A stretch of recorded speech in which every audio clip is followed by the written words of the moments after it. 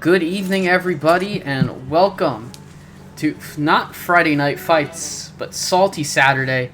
My name is Dr. Fish. I'll be your op for this evening, and alongside me, I have my usual Friday Night Fight casters. We've got Dankus Dad and Kodamora. The Diamond Duo is back and ready to go. I will let you guys take it away from here while the players get ready to play. Oh, hello, everyone. It's from here, so I'm taking it away. Excited. We got Geranium Battle squaring off against Myanodon, and it's going to be a good legacy tilt. So, Kodamora, tell us, what decks are we going to see tonight? Well, I can tell you the classes, but we know the expansion came out, and is there nothing better than casting one of those first few matches after the expansion, or the mini set, as we call it, right? So, Geranium Battle is going to be bringing the Hunter, Mage, Priest, Warlock, and Myanodon's bringing in Demon Hunter, Shaman, and Warlock. What do you think from the variance between the two class brings? What kind of edges were you looking at? What kind of game plans are you thinking? Kind of give us the rundown. All right. So looking at these brings right here, we see Geranium Battle is on Hunter, Mage, Priest, and Warlock, with Myanodon on Demon Hunter, Shaman, and Warlock. And, you might be looking at this at home and thinking, gee, those look like lineups that could have happened last week. And you know what? You are 100% absolutely right. Like, these classes, even though they were on top before, still are some of the strongest performers after the mini set. And I think that we're probably going to see a bit more of the same, but maybe with a little bit of new flavor for some of these classes. Like Mage, for example, the secret package has actually done something, and we've seen some of that from No Hands Gamer and a few other players. But what are we thinking about Secret Mage?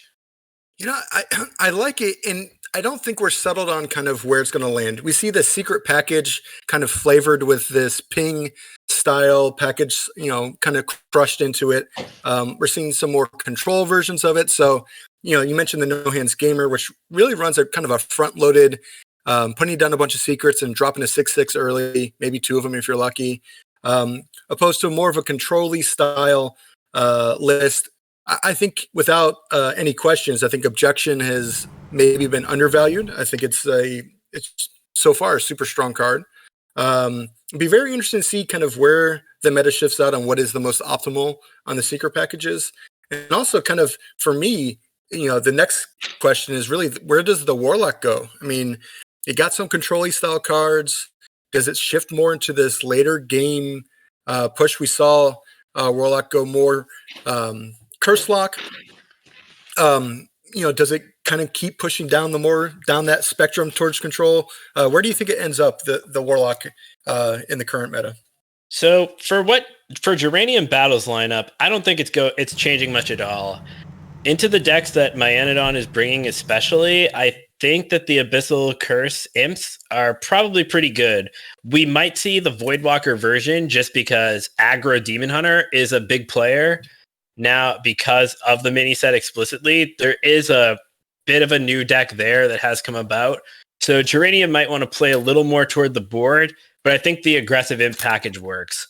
On the other side, though, for Myanodon, Geranium might not be packing all that much aggression outside of the Warlock and to some extent the Hunter. It might actually play into Myanodon's hand a bit to slow down and go more controlling, but that's the beauty of closed lists. We won't know what we're going to see until we see it. And speaking going into this, what do we think from ban-wise? I mean, is it the stereotypical Hunter ban just because it's still a very good deck, or do we see any changes there? I think that Myanodon will certainly ban the Hunter. I don't think there's any question there. Geranium, I think, will also ban Hunter. I just don't think that there is a lineup right now that can really be built to beat it. And I'm guessing that both players are just going to ban the Hunter and worry about those other three classes. Yeah, I agree. I think you ban the best deck that's been the most consistent, and then kind of leave the variance up to to kind of play out. So I definitely look forward to a double Hunter ban here. Yeah, and well, as it turns out, I don't think that I saw it, but we've been playing with that information in front of us the whole time. It is a double Hunter ban. So I think our reasoning was probably pretty good, and looks like we're going to see some non-hunter decks squaring off. That makes me excited. Too much hunter already. Let's see some new stuff. I'm looking forward to it. Kind of your predictions right before we get started. Who do you think takes this one, and how many games? Well, I think that looking at these lineups, I'm picking Geranium to take it 3-1. I think it's also going to go Geranium's way. I think it'd be a little bit closer. I am predicting 5 games again, as is my my pick always, just because I'm selfish and I want to see 5 games. But I definitely think the lineup, I don't think Demon Hunter improved enough. And I think the other decks just got a little bit better. So I also think Geranium's going to pull this off. All right. Well, we shall see. But yeah, I guess some of the spicier decks may have been left at home. But, maybe not. There might be something in these classes that could really surprise us. Definitely. That's the exciting part. I mean, whenever something new comes out, I'm always looking for that kind of fresh, the fresh plays, the fresh decks. You kind of get stale after a while, and we've seen it in the past where the mini set doesn't really change the meta, or the bans and nerfs really don't change that much. So I'm definitely looking for, is it possible Warrior is playable again? It looks like we're getting started here. Yeah, we're in the game. Got Myanodon Shaman going against Geranium Battles Mage. Yes. And so far, from what we see, it looks like we have a pretty standard Control Shaman versus Spooky Mage matchup. But will there be secrets in the Spooky Mage? We'll just need to find out. I do like this longer play of the Spooky Mage. I think, it definitely gives you chances to build out, and we're not seeing that kind of immediate pressure, so it gives it time to keep going. Yeah, and it's interesting to see what Myanodon is mulliganing for, because usually a card like Okani or Theatar can be very good if the Shaman can get on board. It can disrupt the mages, freezes, and their other attempts to sort of swing the other way. But maybe there's some more early game that might be there aside from schooling, Knowles, maybe. Oh, well, looking at this, seems like we have the Deepwater Evoker on Geranium Battle's side, which that means Rune of the Archmage. Oh boy. Definitely this is going to be a longer game. We don't see any really major early threats. And really, man, on having the 2 amalgams early, a little bit of a kind of looking for the Murlocs to come to hand to activate those. Yeah. Or, Coin Totem if Myanodon is wild like that. I like the Solid Alibi. I love to see it in main decks. Right. Just not really the card you want in this matchup, unfortunately. You see the ping?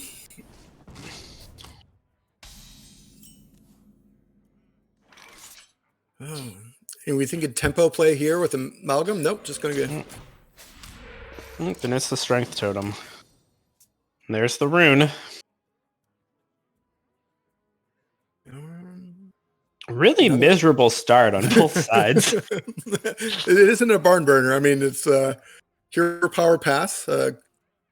Harken back to the old days of Hearthstone. Just keep hitting that button. Just goes old face. Days. Old days? That's how I like to play.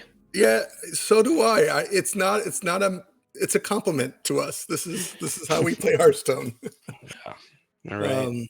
Well. And this isn't a Coin Caverns. Oh, it's always Coin Caverns.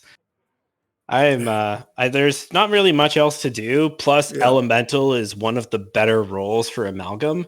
So I think getting the Cavern online just as soon as possible seems like the best play from Myanodon's seat. Mm-hmm. And then for Geranium, I think we'll. Oh, huh. The only question is, because you have heavier cards in hand. Now we are seeing it. Okay. Yeah. Oh, I mean, the problem is the longer you hold Wildpaw Cavern, the worse it gets. Yep, absolutely. And it's really good on curve or before. So This probably is going to be a cold case for Geranium to try to get as much tempo as possible, and no tempo. Nope. Draws cards. Putting the 3/4 down, I mean, it's more of a proactive play. Yeah. And draws cards, gets a hand. I think the skeletons are a little more proactive, but might be looking to avoid a value trade situation. Now, here my Anodon can go double Amalgam, which is hugely powerful. Can go School Teacher, try to find something to do next turn to make things swingy. But my Anodon's got to be happy with how this is shaped up. These options here, I mean, scroll, put some stuff, but I don't know if it's value. The others are just okay. You're not looking for a big board from Chain Reaction. Chain Lightning. So. Well, Chain Lightning hits the breakpoint for the skeletons, which I think makes it the right call here. There's plenty of value in the hand with the Amalgams, the Macaw. I think Chain Lightning, just to maybe clear off a cold case or some skeletons from a Deathborn, seems like the best choice. Does go scroll? And goes scroll. Yep. So let's see. Coming back, I don't think Geranium really has much productive to do at all besides play this cold case. Could go for a Reckless Apprentice. I like the cold case here. Yeah. Yep. Really would like to see a Wildfire for the Reckless. Oh, Primordial Wave. That's big. That is very big here. I love bumping the School Teacher and taking a value trade here. That Primordial Wave can be so good. See the scroll get hit? Yeah. All good options. Yeah. I'm partial to picking Lightning Bolt and going face with it. But yeah, all of that's good stuff. Yeah, I think the Lightning Bolt gives you the flexibility to put the damage where you want to. But it's don't stand in the fire. Goes for the biggest value. In here. And we're going to see the Amalgams instead of the Primordial Wave. Just getting extra value, pushing it on board. Baba Naga, Crush Claw, Enforcer both look great. Definitely cards you want to put in your hand at this stage of the game. I mean, look. And it's the Treasure Guard. Of course it is. I guess. And then my Anodon holds back the last one, and well, we'll see what happens next. Yeah, I mean, definitely just has a game plan to fill in the board, just squeaking out all the value, not really worried about what his opponent's doing currently. And then from Draining Battle side, I mean, we do see the Blizzard kind of slows it down and a return swing. Yeah, we're going to see some freezes. We're going to see some pings. I think, though, the Primordial Wave has to happen here. You just can't. You'd think so. I mean, maybe play a minion and then wave. Yeah, I like that. I think that this looks good. Ooh. Queen of Charlotte looks good. I like the value there. Yeah. And here we see the wave come down. Ooh. Harvester of Envy does nothing here, but Stonebound Gargon. Nice pickup there to remove the Voidwalker. And Blizzard again. Blizzard. It seems solid because you're kind of setting up for your other turns. The other thing is you can maybe sneak a Reckless Apprentice in here, just try to activate Mordresh, because sometimes you can get caught behind that activation not being ready in time. Yeah. And you have the solid alibi to kind of buy turns. Oh, yeah. There's also the Shivering to activate Rune next turn. Yeah. I like that. Blizzard Shivering seems like a good play. Yeah. This Aegwynn also might end up being a factor here. Not sure how much damage we could see from these generated shaman spells over the game, but maybe that 2 spell damage could matter if it doesn't go away. It always gives those outs, and we see a School Teacher. Yeah. Might be a don't stand in the fire turn. Yeah, I mean, I don't. The board is not super scary. And then, I mean, is this Mutanus just try to pull value currently? I mean, is there a possibility there? Um, Well, Frostbite, Feral Spirit, and Bracing Cold. I like Frostbite. I mean, we Well, talked about with that damage, but unfortunately, though, it can't honorable kill because of the spell damage.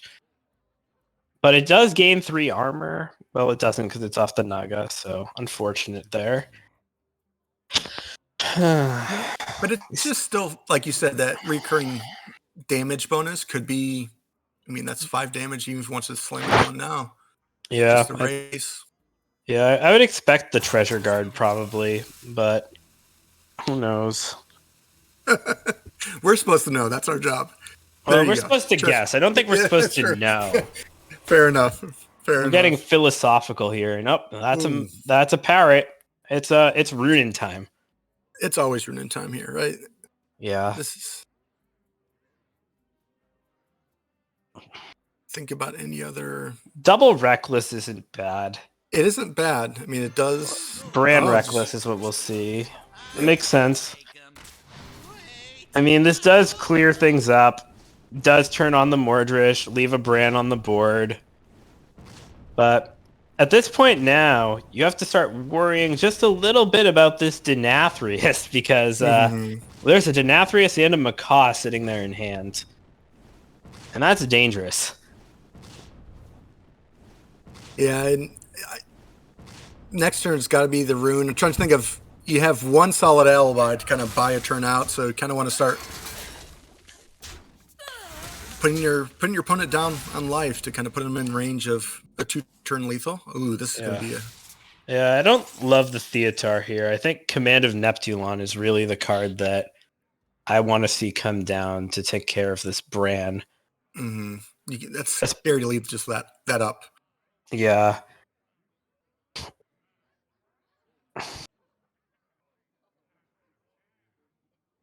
See, this Theotar is good, but it's just so risky because it does not work out if, or as we can see, it does not work out since there's not going to be a card that removes the Bran, and it will just stick.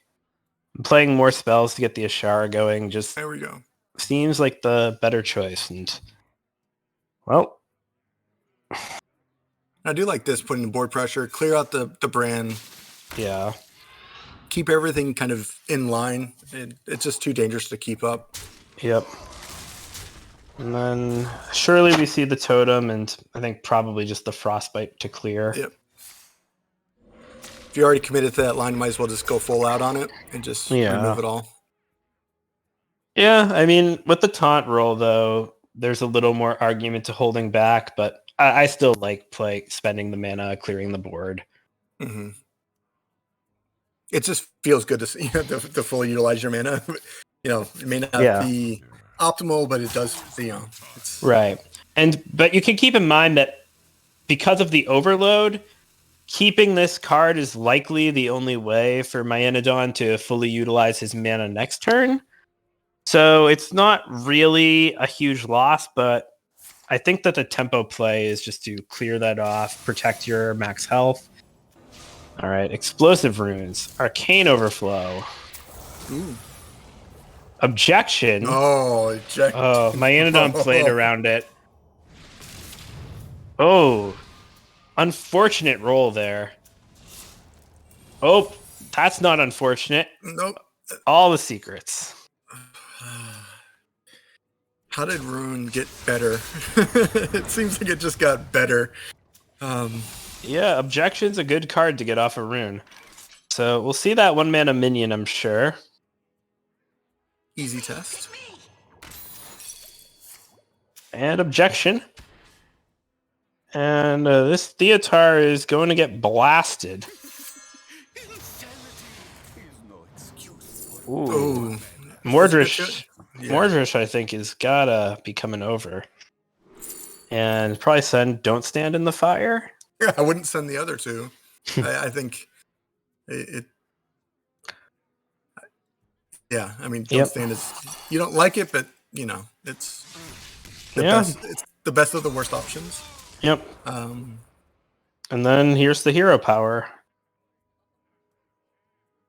And I think that Denathrius almost certainly is coming down next turn. yeah. Ooh, that. Tough spot. Dawn Grasp and Dungeoneer seems really good, but doesn't play well into the Denathrius. The Parrot to go for another rune seems like it might be the best option if, Geranium Battle had access to all of the information we do, but it just seems so hard not to go Dungeoneer and Dawn Grasp. Well, the thing. So we swing with 6. You put them down to 16. Dawn Grasp. And I'm wondering if Solid Alibi puts you in range of the 2-turn or 3-turn, right? Because you have Reckless. Yeah. And if you're thinking it, right? I mean, without the knowledge of the other hand, but even just from I'm so far ahead. Yep.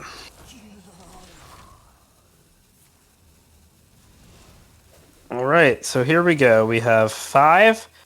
So it is a 2-turn setup. Does it? But Yeah.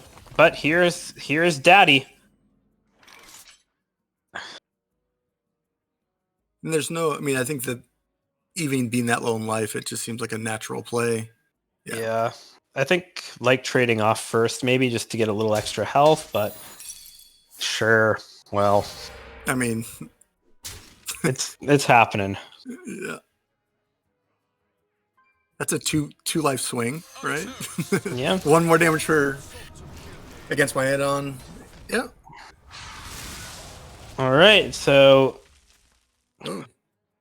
now this game is flipped. It's flipped, but it's not. I mean, typically when you see Daenerys come down, it's kind of game over. But this one's still kind of. Well, it's more game over than it looks because this Brilliant Macaw is another 20 damage that is going to really accelerate this clock. So it's just a question of, if Bran, Macaw, or Bolner off the top is lethal unless we see a Solid Alibi, which is just pretty absurd.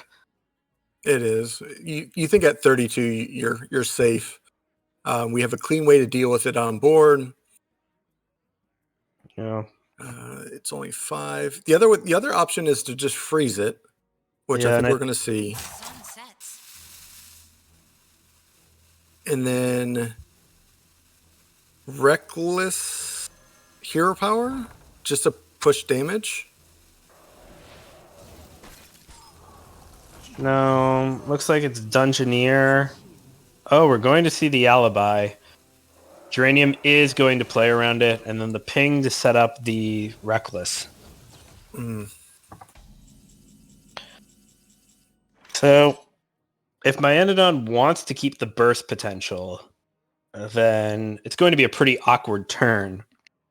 But Mutinous Macaw seems like a good alternative. Mm-hmm. So I think that's likely the line that will come down. Going for the value plan instead of the damage one. Does pull the Parrot. Parrot's huge. Reckless is the one you want to hit, though. And we'll see. Is 50-50? Myanodon gaming? Yes. That's a huge pickup. Yeah. So those hero power payoffs are now gone. Mordrish is in Myanodon's hand, and the Reckless are out, but just this hero power, and we'll see if it can win the race against the Shaman's value. We are seeing some stall, so I mean, it's is it enough?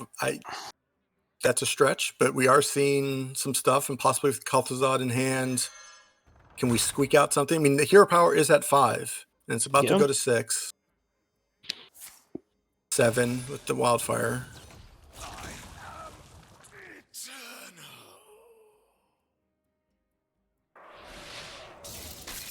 Yeah, we'll see. Brukan is the big draw for Myanodon. And it's schooling.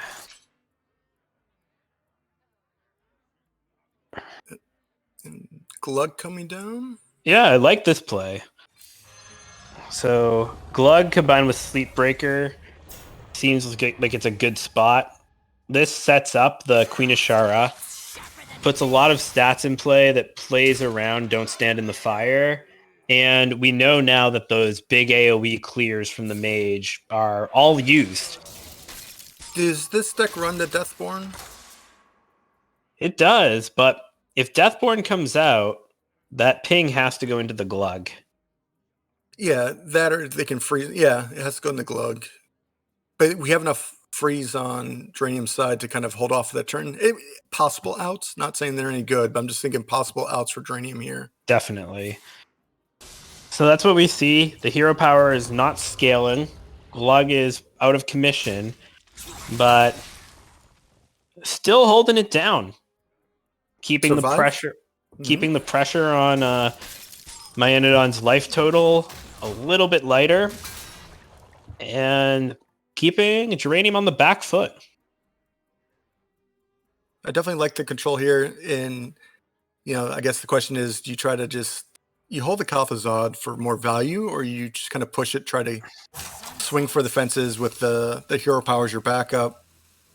You play the Kel'Thuzad just for tempo. I think that there's no good alternative, and sitting on 8 mana is just so weak here that just playing the Kel'Thuzad to get some skeletons seems like the best play for Geranium. And put a 6/8 on the board as well that can fight. And it's not what we see, though. Ooh, Still holding that flurry. Yeah. So we could see Bran with a Shara here. That's a little spicy. We could see the Famish Fool to draw some cards. Lots of choices. Yeah, and that's definitely a good spot to be in this cornucopia of choices. Yes. So we got Bran, and I agree. The Queen of Shara just seems immense value and just threats on board. Frees up the hand enough to where you can draw and not be afraid about overdrawing or having too much. Bran Okani also is very good. Might even be better, actually. But we see the Queen. And probably Horn and Ring of Tides. That seems like a fun combo. Yeah.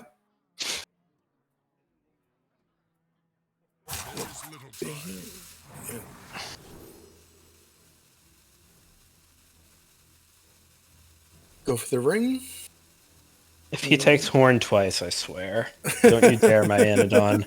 You're on stream. Don't do it. Come on. He's taking the weapon. The weapon. Oh.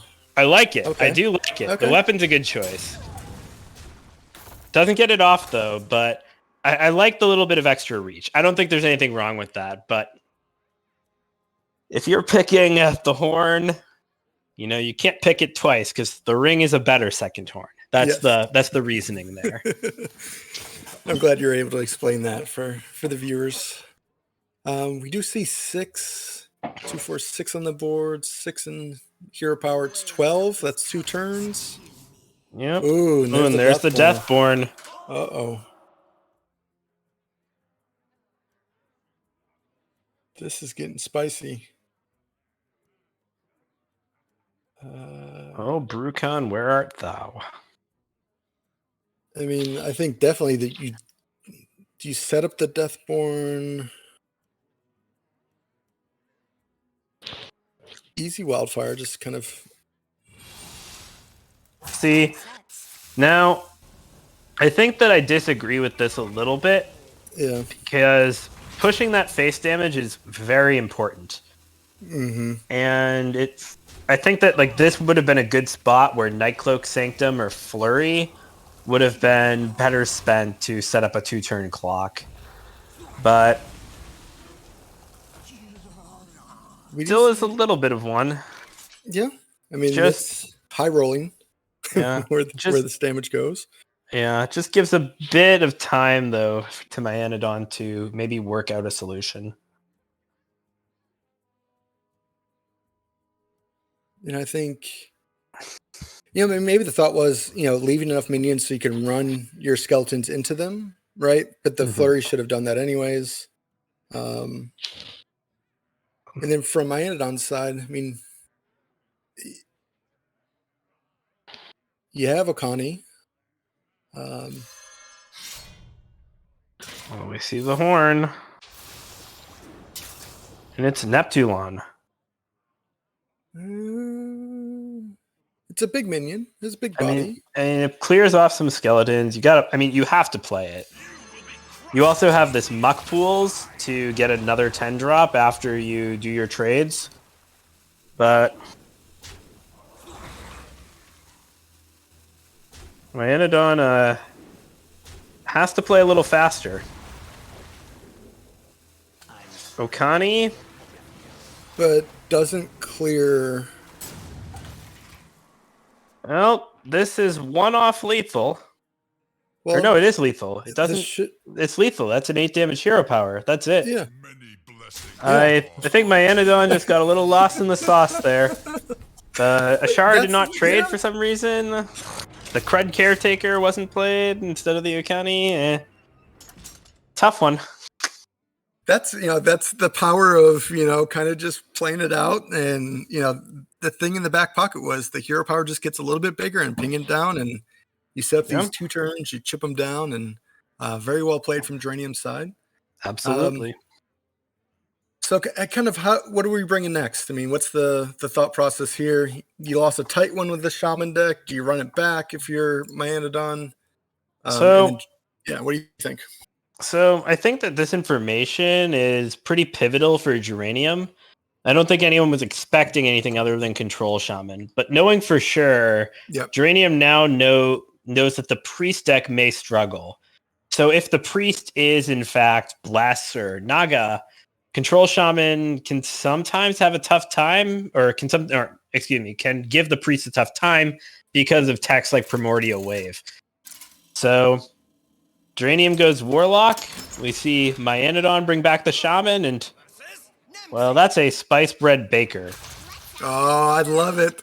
It's time. Oh boy. It's time. Oh Here boy. It is. Yes, sir. Definitely the curse package. The heavy curse package, right? We see Lady Darkvein in hand for the spicy brand combo. This matchup, who do you have favored between full Abyssal Lock versus Control Shaman? So I think it's the Abyssal Lock here. If this is a little more aggressive and that Bread Baker is tech, then I like the Warlock's chances. But if the build is purely defensive, then I think the Shaman has enough time to put together some threats, and Mutinous can just tear the Warlock apart. But looks like a purely defensive build. Yeah. Yep. And I do like that, this is definitely a deck I've played in the past and I'm very fond of.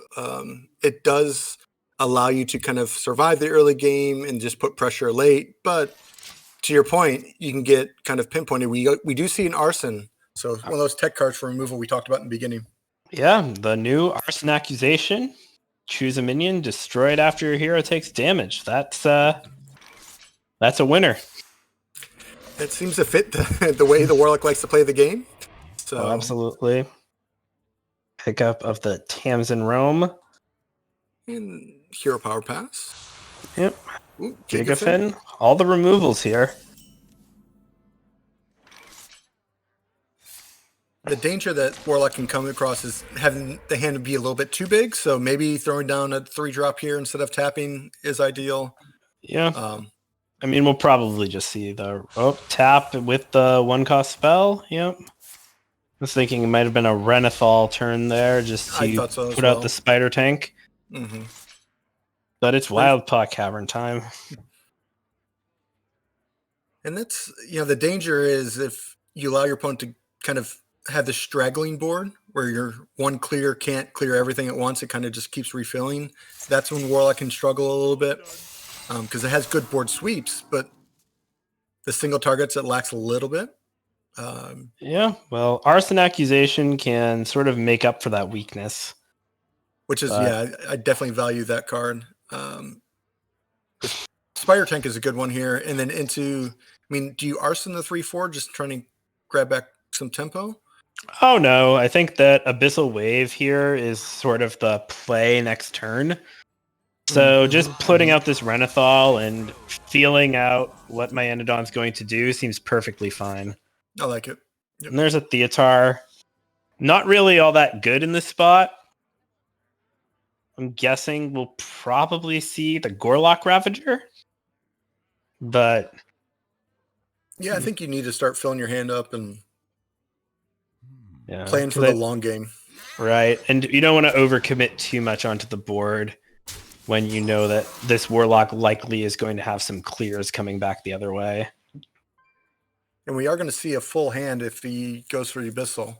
So we are going to burn a card on my Anodon side. Yes. I think it's just a little too clean not to do. Yeah. And you need to empty your hand a little bit. You have Tamsin sitting there that draws 3 cards, and you don't want to burn Pending. any of your own. So All right. Just Coin Wave looks like the play. coin.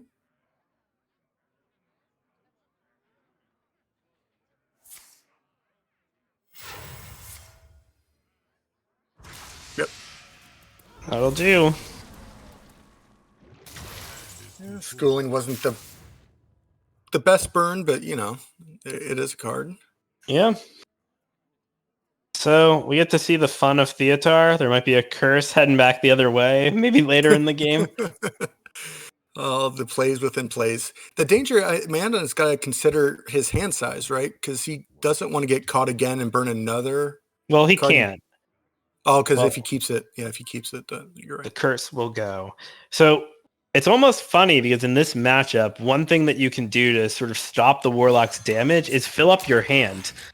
Because they actually can't overcurse you. Mm-hmm.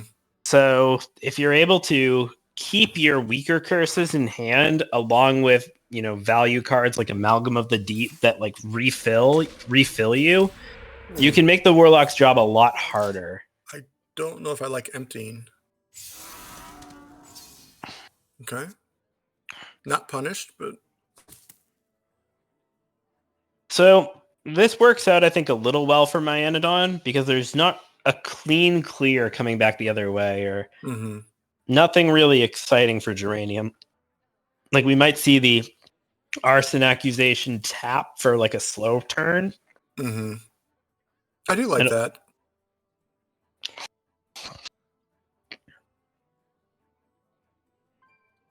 Because you want to save your other Tamsin for the curse cards to kind of copy them to put more value. You're not going to waste it on a Drain Soul or anything like that. So Precisely.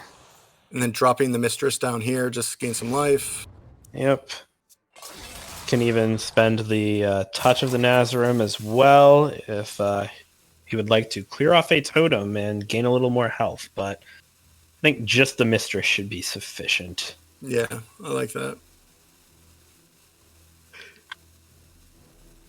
And even this impending catastrophe, like you already have a full hand, and even if you draw the imps, you may overdraw. So a cycling of that at some point may be of some value. Yep. Well, we see the touch, clear out some hand space, and it's time. Is it Theotaro o'clock? Or I is think it- this? I think that it's Mutinous time if I were in my Anodon shoes, because Mutinous to go with Bolner Macaw next Mhm. turn is just so gross. Yeah. I can't turn that down. Yeah, I mean that seems to be the one way to kind of pick apart this deck is to eat its key characters. So that would Yes. definitely be a way to do it. We do see Utanis. I wonder. And this is how the Shaman can win this matchup. Yep, Gigafin, gone. Why that's does a big one. Why does the larger Murloc not simply eat the smaller one? And Gigafin is gone. Does that change your game plan from Geranium's side from a knowing that the possibility of a double Mutanus activation next turn, or you just kind of stick with your game plan? Well, I think just because the curse cards aren't in hand, Geranium can't do much to like play around it. Like Tamsin can't be used like already now to get value. So instead, the best thing you can do is just try to keep drawing cards, keep your hand full, and hope that you can, just keep the value going and try to play through it. And friends, we all learned right there why 6 is indeed afraid of 7 with the mute. Yes. Because it didn't eat 9, but it ate 8. Delicious. Delicious. All right, it's Bran Macaw time. And then we get an amalgam for more attempts. And Tamsin, goodbye. Yeah, mistress. Goodbye. And we definitely see the amalgam here. Yep. Do we eat the beast? Do we look for beasts or murlocs though? Murloc. Looks I like think it's you just murloc. keep pushing it. Yeah. And it's a mute. Yeah. That's why you do it. You win harder. What? Come on. Yeah, Murlocula's fine, and mute goes face.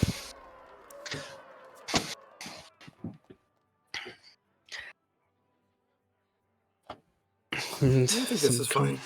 Card draw. Ooh. Dark Vein, unfortunately, is not in a good position. Well, it's one of those. I think you may.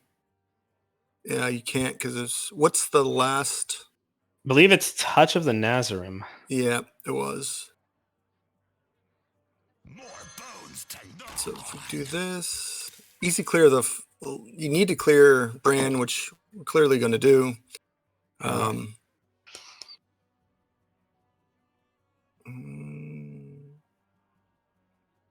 The question is like, do you, knowing that there's a possibility of another Mutanus coming in, do you want to keep more minions in your hand to try to protect Lady Darkvein? Yeah. Well, or you just kind of. Well, I think it works out such that none of those other minions are cards that Geranium really wants to play, but we see the Spice Bread Baker anyway, which I think is probably a little too slow. And now it's Bolner Mutinous time, and we're going again. This always feels bad. Yeah. We're 9 mana, both players at 40 life. It's a classic control matchup. That it is. I wonder. So what are the odds? So clearly, Myanodon has the upper hand, has the control. How is Geranium finding the path to victory here? Find and play curse cards is the answer. And I think that just right now, that path forward is seeming harder just because so many of the ways that Geranium had to generate curses are being just eaten up. Oh. That's just a cool, gone. This is Dark Vein, yeah. Like, yeah. I think that, I think it just looks incredibly difficult now for Geranium to bring back. Yeah. Like, you're missing maybe the double turns. Yeah. Right. And if all of the greedy techs are there might be enough for him to force it through. But we know that there's 1 Abyssal Wave, there's 2 Dragged Belows, and there's the 2 Syracuse Cultists. So that gets us to 6 damage being the biggest curse. Because all your needs, Bran can get 1 more, maybe 2 more, and then Queen Ashara can get another if it's in the deck. But all of the other ways of going bigger than that have gone away. So maybe Geranium has School Teacher to get more. That's an option, a potential out. But it's just so difficult for him to assemble the curses he needs consistently before Myanodon just kills him. And Denathrius is just getting bigger. Yep. Just kind of reset that curse counter. Yeah, and it's gaining life too. Yeah, that's exactly right. Just kind of resets your 1 out. you're not going to deck them because you're drawing cards more efficiently and you want to draw more cards. So really don't have that line. Yeah. One thing, an uphill battle. Yeah, I think about the only thing Geranium still has going for him is that he is the Dreadlich Tamsin hero, and the Shaman has somewhat little in the way of board clears. So, could just be an old-fashioned imp off. Oh no, more curse is gone. It's tough though which one you pick. I think that the Syracuse Cultist actually is a bit more problematic. Mm-hmm. The body on board. Yeah, and it doesn't caretaker. Yeah.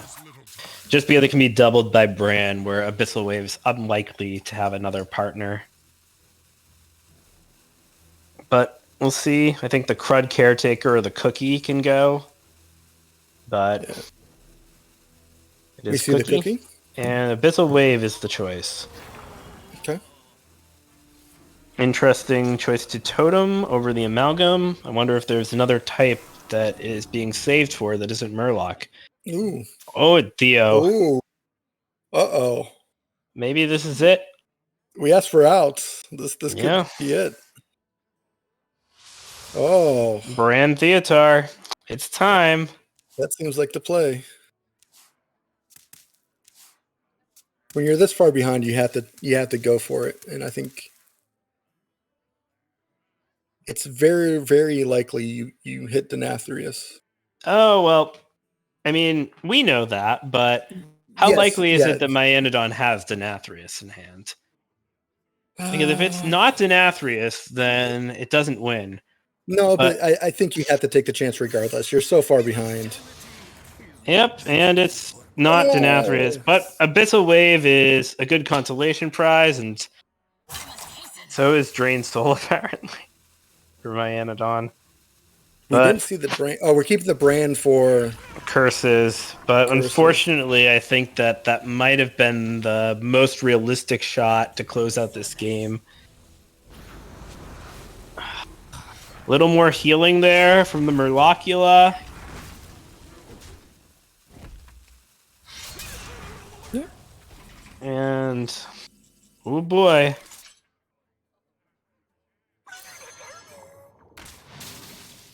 There's 13 cards. Yeah, I mean, you're running out of options. And even with the entitled customers clearing the board, it doesn't do much because you want to build the board.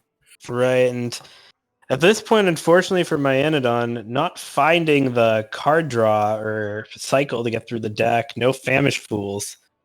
So the Tamsin Hero Power is putting in some work. And maybe it can keep the game close. And we've seen it, as long as you can keep it within range, that I mean, you never know what can happen, but we do see the removal where we are seeing just kind of building up minions. Yep.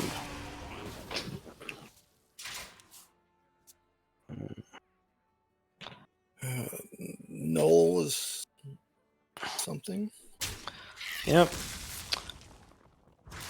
And one important note about this spot is that option for Myanodon to fill up the hand really isn't available anymore. Mm-hmm. And that's good news for Geranium. It means that, you know, those curses can just sort of be thrown out with abandon. Yeah. And everyone's going to get value. Yeah. Famish Fool is big. That is probably the single best draw for Myanodon in the spot. Everybody's happy till the buck starts. Yep. Just looking to activate it. Yep. Play as big a board as possible and get the Fool online. Yeah. Renathal spent there to try to bait the board clear. Yeah, and I think, I mean, you are going to see one of these entitled customers come down, most likely. Unless we want to just... Nope. Looks like it's going to be Dredge Below. Yep. Oh, and there's a Runed Mithril Rod. Yeah, a little late. I want to see that one a little bit earlier.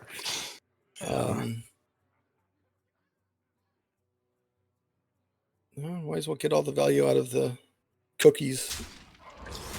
Rod. Yeah. It's a ladle, Kodomora. It's called a stirring rod. You are right. It is a ladle. But by definition, it is a stirring rod. You traded one rod for another. Yeah. Why stir when you can instead get ruined mithril? Yes. I heard Mithril's better. We see a hand refill. Yep. The muck pool is going to get value and the waves in hand. Oh, and it's all the card draw. Myanodon, now knowing the situation, is smartly mitigating all the damage he can.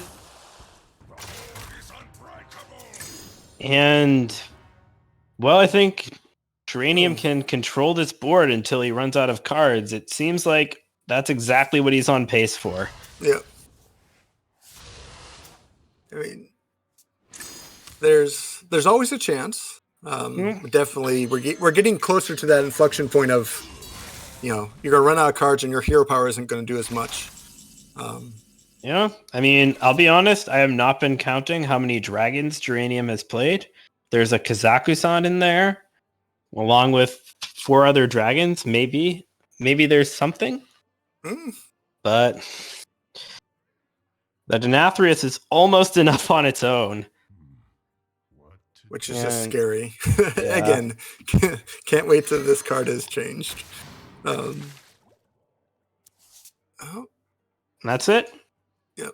I think personally I was a bigger fan of the Sleep Breaker there, just to keep cycling through. But we'll see. Yeah, I think, definitely Sleep Breaker. Yeah, and Totem. More fodder. Yep.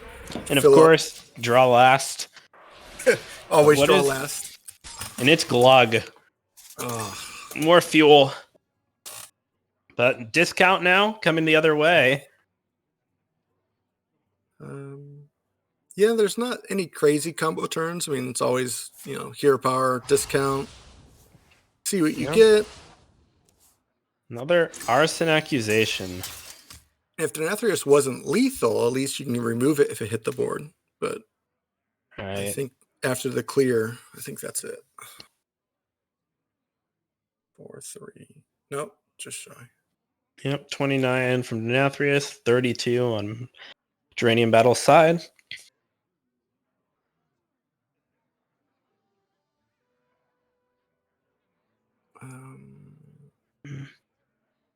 Well, in the meantime, as we wait, looking at chat, I see some banter about perhaps rotating Renathal early. That's an interesting topic. Do you think Renathal is the problem? I think that start of game is very difficult text to get right. And my hope is that the Hearthstone team has, had anticipated that Renathal would be as widely played as it is, because with start of game effects, they've either been completely centralizing or pretty underwhelming for the most part, especially at neutral. I think one of our discussions on the server, Basedink pointed out that Archbishop Benedictus, or Dark Bishop Benedictus, excuse me, is the only start of game effect that hasn't either been heinously overpowered or heinously underpowered, and I pretty much agree with that. Like you either are Prince Malchezaar or Genin Baku, and just getting somewhere pretty far in between is difficult. Yeah, it's very true, and I think it's one of those weird things. I like the shakeup where you saw a totally different style play of allowing yourself to go to 40 and 40, right? So it's like it allowed this expansion, but I agree. I think it's super hard to balance.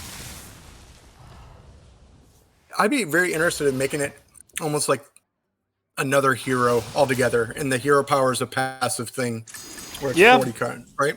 Yeah, I think that'd be interesting. Or at the very least, making it class specific somehow would be something I could get behind. Schooling and Glug seem like the cards of choice here. And I think Myanodon's all over it. And Glug is getting fed, and Yeah, these decks typically only run one.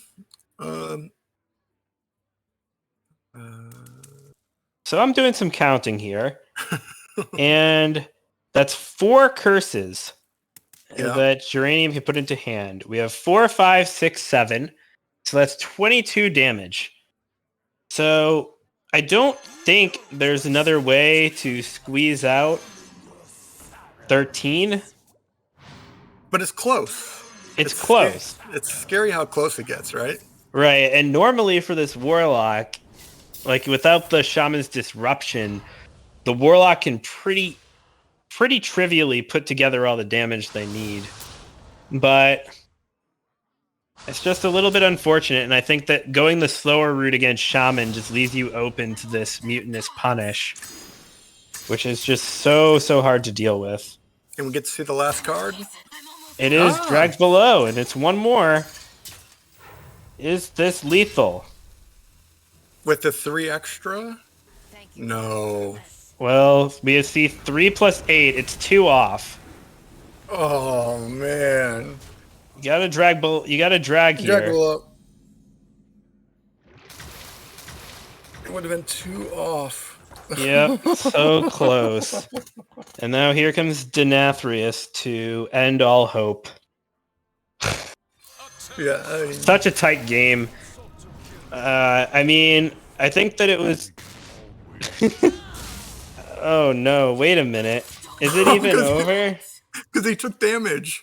Oh no! Is this a throw? I don't think it matters. No, It's it not doesn't enough. matter. It's still 20. Too much life. But It's yeah. 30 damage, so it's another 30. It's not enough, but oh my god.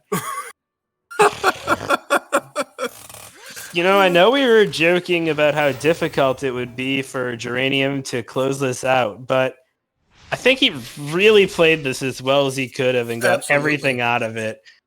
And I think, Myanodon got caught slipping a little bit, but claimed enough advantage early to still get there.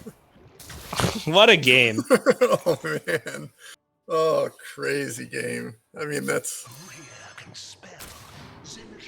Well, Well, when it rains, it pours. I mean, this is the.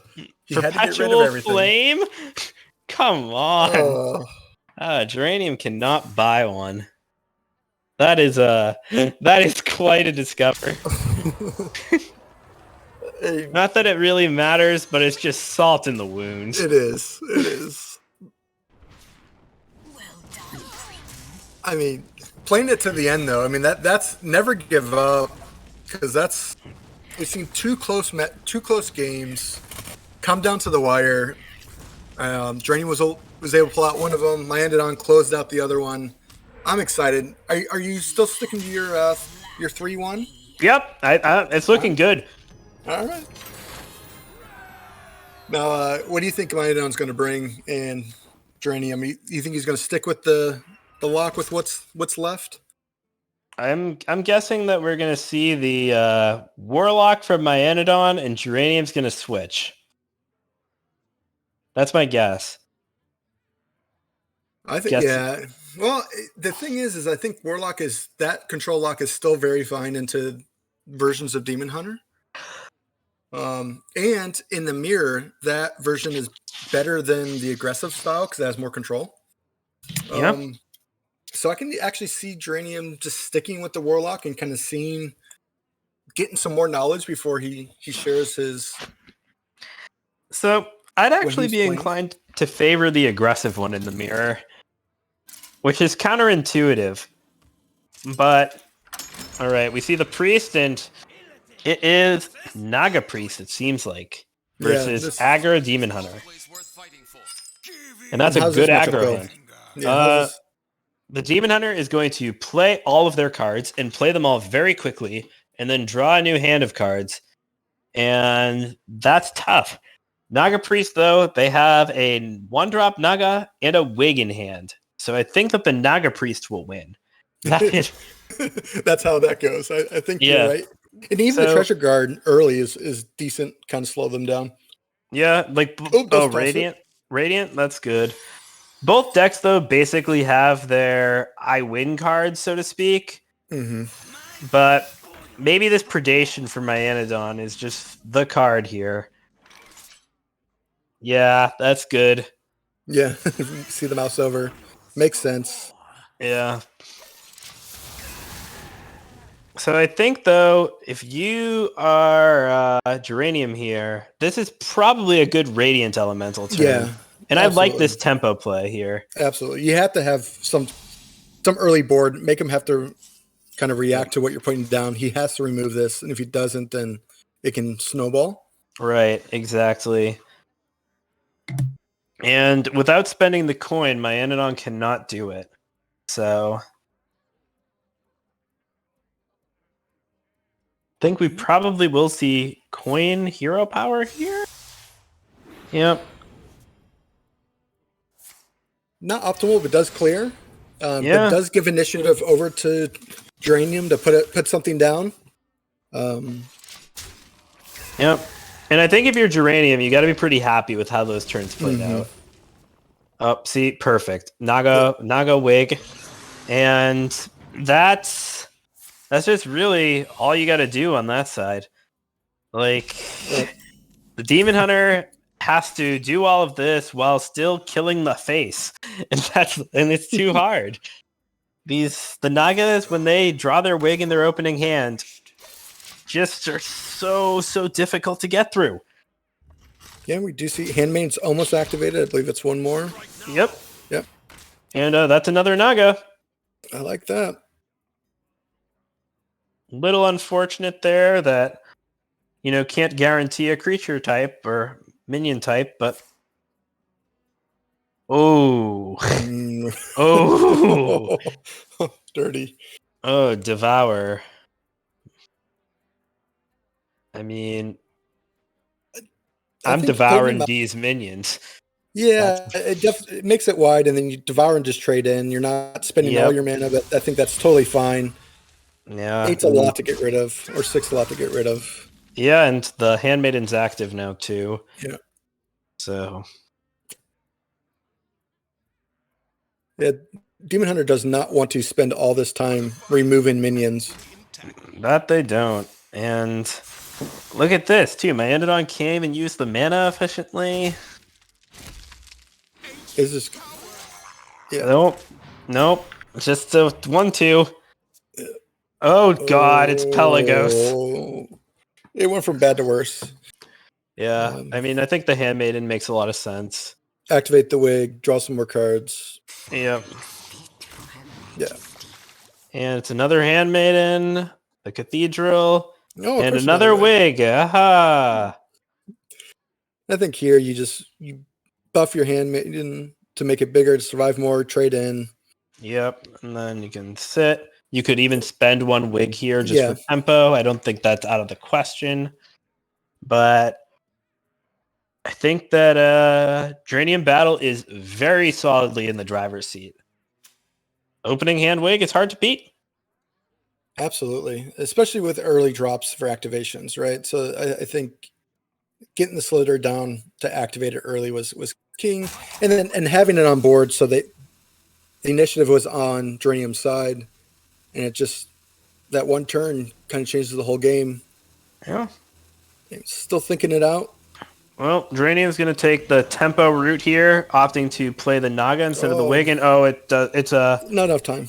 yeah, but that's a good find. Yeah. If this isn't a board clear here over on Myanodon's side, then Yeah, we're not seeing the best value of the magnifying because it's not drawing any cards except for off the activation right. from the Fanatic, but Yeah, and the question is though, does Myanodon clear or go face? Because I think clearing is like a soft concede. it Almost. is. but I don't think that Myanodon can really win this game now. Like, it's just maybe there's a surprise Jace in the top end of this list, but I don't know if you have enough time to get there. right. Blessing, I will find the truth. Double wig. I mean, Yep. even I mean, you can just spread the Volish here to yeah, keep things going. Volition to Cathedral to buff is, I think, viable, Yeah, right? yeah, or Volish Wig, Wig, Yeah. totally fine. I like Volish Wig.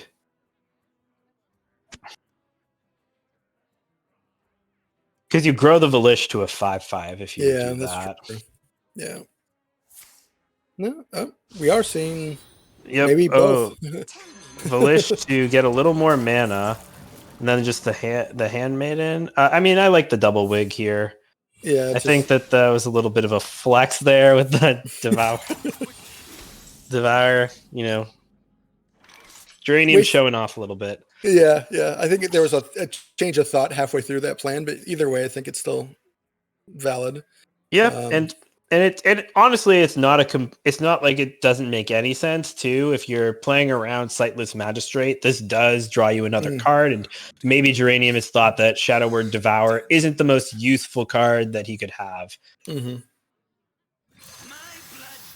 Well, I have been DM'd oops from Geranium Battle, so I will assume that it was a mistake. I take back all the credit that I gave him. You did it for the content. You did it Yeah, for the see, content. I was fighting for you, man. I was telling him how this play could have made sense, but I was just gaslighting THL. I'm so sorry. All right. Abundance of riches here. We see Yeah. the boon kind of just ends the game. I think if it comes down, it's just too big. Yeah. Either one of these is good. I mean, this is probably lethal though. Yeah. So I like lethal. Lethal is good. Yeah, lethal's Yeah. pretty good. So that'll do it. And it's 2-1. Here we go. The rubber. Decide. So we got Warlock versus. I got. See, the thing is, it's juxtaposed now because if you're right and you prefer the aggressive line of Warlock, then Myanodon has it if he runs Warlock against Warlock. Yeah, and I think that's the go. And I think here that I do give Myanodon a slight edge.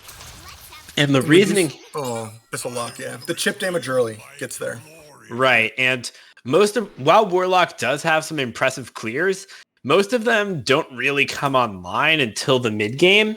Mhm. So Myanodon does have a chance to get that chip in under, more consistently draw with Impending Catastrophe, have a higher density of curses in a 30 card list, and could just get that damage in more quickly. And it's just very, very hard for the 40 card Warlock to assemble all of their pieces before they get chipped down by a curse game plan. Well, I do like kind of keeping early minions if you're Dranium side because you want to challenge the board, and we do see the Right. keeps. So this is a full keep. Yes, and the Grimoire of Sacrifice is huge. That buys Geranium so much time. Yeah. Ooh, and a coin into a 6. I mean, this is definitely looking, from Dranium's side, a hand he likes. I mean, the Mistress challenges. Yep. Trust me. So probably just see double ones here from Myanodon. I'd imagine. Mm-hmm. Oh, the trade. That's surprising. So I don't think that play is really... It's very ambitious. It is long-term value for the upfront chip damage that you're going for, but he does have the Fiendish Circle in hand, so maybe the thought is I'm putting enough out there to activate that I'd rather just draw the extra card, go get some more value, get a better minion to get down early, opposed to just some 1/1s. Yeah. I think that like from Geranium's side here, the Syracuse Cultist looks like it can be good. You'll see the tap though, and I mean, surely it's going to be coin into the Grimoire next turn to just take care of all these imps. You think so? That's the dangers. You don't want to leave that on the board. Yeah, Um, I think that it's just too good. Yeah.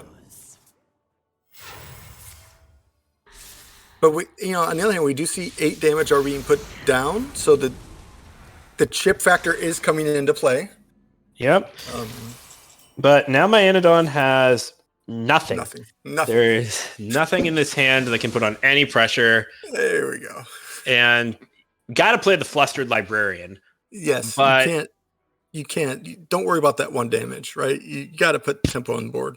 right, and hope that you find some imps that make this push for some more. Mm-hmm. And now, funnily enough, that Spice Bread Baker here is probably looking better than it ever will. So I expect that that's the card we'll see. Could also be a tap line in the spot, maybe, but Yeah, I mean, if you control the board, I mean, you have Entitled, so maybe there's a thought even Arson tap, because when you're going to use it, right? And the danger is you're going to take this damage if he happens to find something that dumps a bunch of imps down. Yeah. And I think here, if you're Geranium Battle, we're going to see the Theatar come out this turn. Yeah. I think it's just this slow play telegraphs that there is something in that hand worth taking. But nope, chooses just to go the null route, keep the hand big for customer, and, stick to the devil he knows and not worry about that mix-up. Yeah, the problem is like, with double spice does allow him the chance to survive these curses and kind of negate some of this damage. I mean, is this just a Rafam? Yeah, I think if you're my Anodon, you have to slam Rafam and pray. Maybe if he thinks he can play it very slow, an alternative is tap followed by a drag below and try to save Rafam to pair with exactly impending catastrophe. But this Vile Library can put the Rafam out of range, but with the Null on board, it doesn't really work. Like, the more I think about it, and I think if you're my Anodon, you have to take this risk against the 40-card deck, but just You're unfortunate. not going to win the late game. Yeah, I mean, my Anodon does win the late game as long as he can survive. And oh no, catastrophe.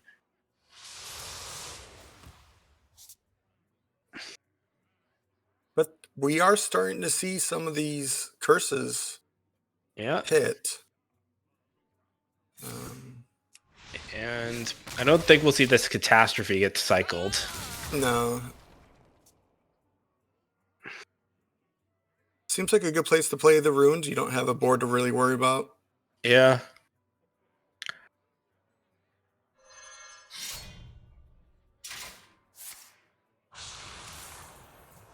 And here we see a nice heads-up play from Geranium with this hand cannot be cursed. Yep. And I think that that's probably how Geranium is going to try to win this one. Just keep his hand full and just gradually chip out my Anodon with curses. Mm-hmm. If you're playing into someone that's playing like that, you still, I think you push a bunch of curses because it does increase the counter. It just doesn't do the damage. And so your other curses, when the hand does open up, will eventually do the bigger spikes of damage. It's not optimal, but there is a way to play that way. True. But against a 40-card deck with healing, that's a really unfortunate. Yes, I agree. I mean, here, I think from Geranium's side, we can start pushing. So even Spice Baker and then Dredge Blow your own minion, start pushing your curses up is okay. I think that what Geranium's thinking about is how to keep the hand relatively full, is my guess. I think he probably wants to stay at 9 or even 10 cards. So we'll see the Baker surely, but I'm not sure what the follow-up will be. Tap gets closer to discount.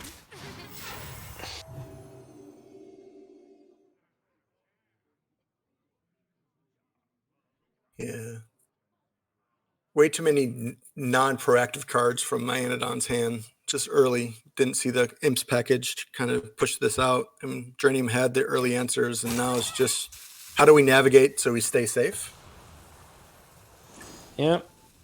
And as we can see here, Geranium is doing this stay at 10 card strategy. Go to 9 here. Gets the discount. Well done. And then next turn, powerful things can happen. Yeah. So, and I like removing Spice Baker so there's not even a target for, a drag below or anything on the other side. Right. And there's the Cool. That's actually a big pickup here for my Anodon. But is it enough? I think this has to be the Theatar turn. Alternatively, Baker, but it's a Baker to go to full.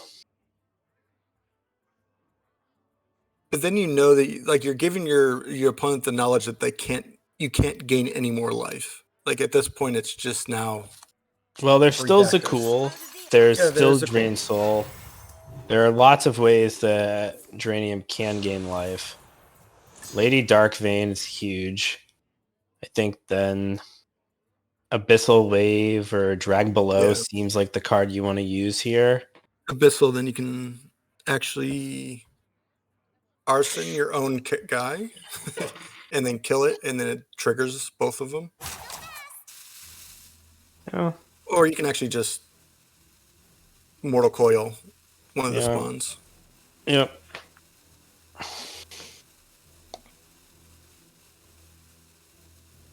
Because we can see the Dark Vein alongside the Abyssal and the Mortal Coil next turn.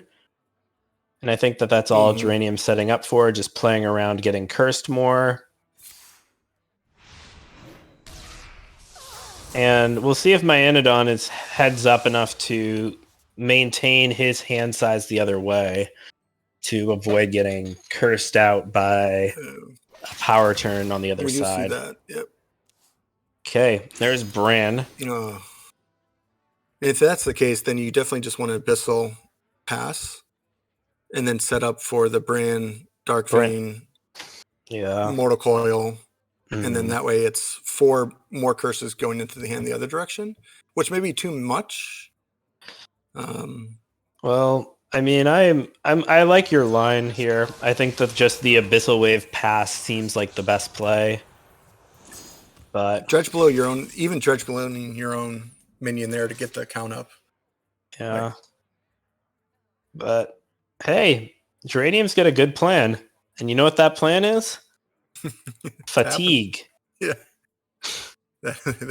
We do see the only 10 cards on the other side. Full hand, so no curses coming back. Yeah. Very neat endgame. It is that kind of mind games of at some point it's like a game of chicken. When is your opponent going to start playing cards to open space? Space. So and if you're my Anodon, you have to try to get on this board here and try to force removal out from Geranium Battle. Like I think that Mischievous Imp along with Impending Catastrophe is like a good play here.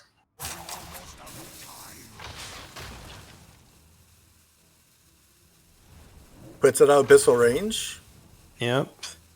And then there's the Impending Catastrophe, perhaps. Oh, No. Doesn't play it. And I think that this puts my Anodon in a very bad spot. Yeah, because you can dredge below, tap, discount everything. I'm trying to think if you can get. The goal would be both Abyssals and the dredge below. Well, just the Dark Vein here to put 3 curses in hand. Abyssal, Dark Vein, Mortal Coil will put 3 curses in hand and clear the board. And now my Anodon doesn't draw a card and is going to be in some trouble. Well, and Geranium gets to keep an 8-card hand. Yeah. Oh, Geranium does not go for that line. I don't know if he missed it or is just trying to play extra careful with his hand, but Oy, that's Well, and notably, it's a shadow card too. right. I think Geranium might have missed this one a little bit. Yeah, I think the rope and the thought process here, and yeah, Yeah. we do see Still, Dredge Blow. and letting my Enodon draw this card is huge, but now it's going to have to be Branzacool. Branzacool play a curse. I don't think there's any other out. Yeah, definitely Brains are cool here. You have to. Syracuse play 2 curses. No, Well, yeah. that's a losing line. Just play these, but they're coming back, and 5 plus 6 is lethal. So I think this is gonna do it here. Dark Vein plus Twisting Nether should end the game. But Max is gonna style on him a little bit. I think Geranium's gonna do some movement. Needs to get all 3 here. So needs to work up to 3 curses. Well, Which he still could have done. You improve your odds here by having. I mean, more, there's no not odds. guaranteed. Like there's a guarantee here that this will always work. Well, I mean, this is gonna. oh, okay. This does, yes. Yeah. Because the problem with the Dredge Blow, it can hit the 3/6 and not. Well, no, Trigger another. this won't work. Wait a minute. Oh, okay, it worked. Now, Lucky. yeah. No, see, I was going to say there is a chance it doesn't work, but Well, Geranium. Well played indeed. yes. There was a. There's a lot of lines you could take in there. I think to get to that point. I think there was a guaranteed way to do that, but There was, yes. Oh no. But we get your 3-1. Yeah. I am the prediction master for tonight. I don't usually get that one. I think you have a pretty good track record against me on the season, so I'm glad to take a win where I can get it. It's all variance, right? It all comes back to the averages. Regression to the means. That's all we're seeing. So are we getting Dranium to join, or?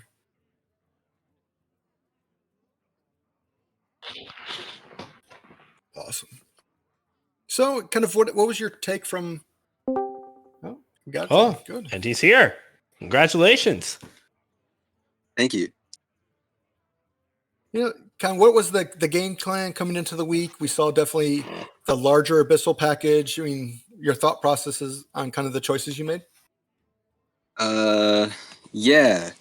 My thought process going into the week was I'm going to bring the things that are good, which it turns out are the same things as before.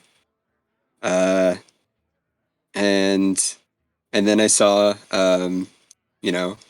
also last night, my 2-seed Wild 9 submitted those 4 classes. And I was like, well, that is Hunter, Priest, Warlock, and a 4th one. I'll submit the same thing. So I submitted it. And here we are. My opponent did not submit Priest, thinking. Yeah, that was... I mean, I think you capitalized on that pretty well. So, I will say, I did rat you out a little bit on that Priest game. I was out here grandstanding, telling the audience about how the Shadow Word Devour line actually was potentially pretty good, and then you're just like, oops. Yeah. So, well, I didn't capitalize on it at all. I understand that I could have probably played the Handmaiden or the Cathedral, and then I was like, actually, maybe it's just better for me to hold all that back and just play the two wigs that I didn't need to play the Devourer in order to play. Yeah. But hey, you played around Sightless Magistrate and could have replaced Devourer with another card. He really tried. Ooh. Yeah, that was the play. Yeah, that's the new line. That's why you did it. Revisionist history. Exactly. So, otherwise, though, Abyssal Control Warlock. Talk us through that. I mean, it's pretty simple. You just have more health than those dumb imps, and you kill all of the imps. And I don't know. I mean, I sort of brought it because I really just like did not feel it with the whole aggressive package. And my opponent was not bringing Druid or anything that needs the aggressive package. So the curses sort of do the job, I guess, except for against 37 damage Denathrius. That will heal out of it.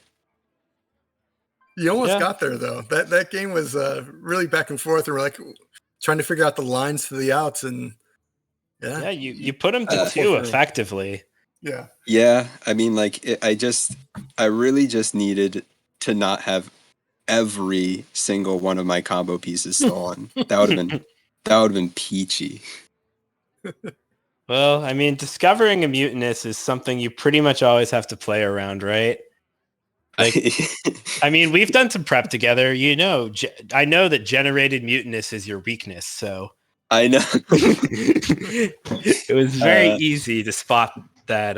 My Anodon was going to find it. Yeah, I mean, it's not that. It's sort of like a how could I have played around it, where I'm just sort of sitting there against his full hand, being like, well, can't really go in now, Mm-hmm. Right. and then my go in got eaten, and that's it. The Yeah. go in got. It happens. All right. I do have another question for you. Yes. So in THL, we play some standard conquest and we bring 4 decks. There is a 5th class and deck you could have brought. What would it have been? It was definitely Paladin. Oh, it was Paladin, dude. Oh my god. Any other week. As Well, I was playing Paladin. I'm a Paladin player myself. Whether it's pure Paladin or you saw Steam Cleaner last week. And and yeah, if I just didn't lose like 5 or 6 games in a row on Paladin, the night of submission, you would have seen Paladin here today. well, I can tell you, Geranium, that I may have given Dr. Fish and Kodomora a little treat in our pre-show, and they got to see the Paladin go 2-0. So I don't know what's going on over there.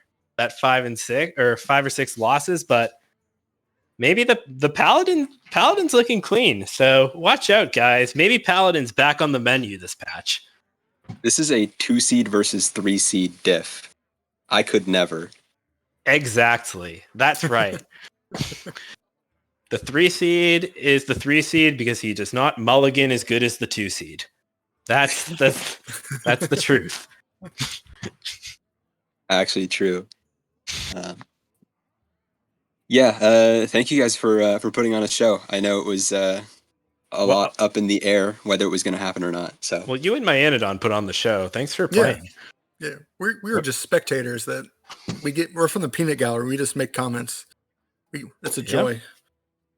But I mean, still, I've got the most prolific OP of this generation, Dr. Fish. I've got 2 fantastic casters who I want to see more of. So, a good Too crew kind. as usual. Well, you'll just have to settle for hearing more of us then. But it's our pleasure. Any last words? Any last thoughts? Rounding out the match. Shout out to Wild9 for submitting good 4 classes, and shout out to the crew watching me from home. I know I've got some fans, so thank you. Awesome. Good night, guys. Good night. Night. Thanks for coming on. And congrats again. All right, yeah. It was a long match. I can't say that I didn't get some droopy eyes in there, but you guys did a fantastic job on the casting end. It's a bit harder. I love the control matchups. I like playing them. Watching them is something, and it's not the player's fault. Obviously, it's just a lot of the meta is control-y. But hey, I had it was a fantastic set of matches. The gameplay was top tier, honestly. My preferences aside, thank you guys for casting, especially on a little bit of short notice tonight. And Always. I don't know if we have any Sunday this week. We might have Sunday next week instead. So I'm thinking the next show we're gonna see is Hearth Center on Tuesday. So that'll be super exciting. And I want to thank Geranium and Myanodon as well for coming on stream. And Dankus Dad and Kodomora, as always, for casting away and dropping the knowledge bombs on everybody. So, Well, No, I wouldn't Dankus call what drops I have some. knowledge, but it's something. yeah, It's entertainment. That's all we provide is entertainment, and it's definitely a joy. Always a pleasure with Dankus, the Diamond Duo. It's always Yeah. a good time. yeah. Yes, and thank you, Kodomora, for biting the bullet and listening to me talk for an hour and a half instead of my wife. She appreciates it. Damn. Hey, you know what? Someone's got to do it, and it's something that I have no other better place to be than right here on Saturday night. So For sure. I appreciate it. Definitely good times and good preview for kind of what the patch is going to be in these next couple weeks as we go into Yeah. playoffs. So exciting to see what happens. Definitely. All right, everyone. That's gonna do it. Good night. Yeah. Good night, everyone. So yeah, keep an eye out in the announcements tabs for any matches, any streams going on. But until then, stay safe, everyone. Have a fantastic rest of your evening. Goodbye. Good night.